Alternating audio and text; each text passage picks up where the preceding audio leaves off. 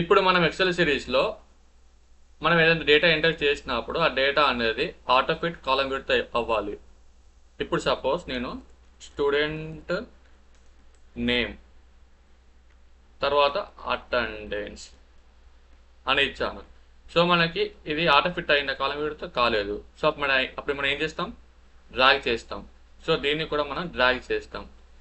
So ఇలా కాకుండా మనం ఎంటర్ చేసినప్పుడే ఆటోమేటిక్గా కాలం విడ్త్ అనేది రావాలి. అప్పుడు మనం ఏం చేయాలంటే షీట్ కల వెళ్ళి రైట్ క్లిక్, వ్యూ కోడ్, ఇందులో ఇది క్లిక్ చేయండి, వర్క్ షీట్. ఇందులో మనం సెల్స్ డాట్ ఎంటైర్ కాలం డాట్ ఆటో ఫిట్ అని టైప్ చేయండి కమాండ్. తర్వాత క్లోజ్ చేయండి. ఇప్పుడు చూడండి, ఇప్పుడు సెల్ సైజ్ డిక్రీజ్ చేస్తాను. చూసారా, ఆటోమేటిక్గా ఫిట్ అయిపోయింది. ఇప్పుడు సపోజ్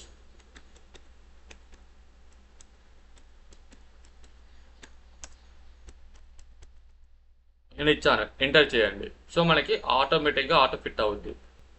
అలాగే ఇంకో నేమ్ ఇస్తాను,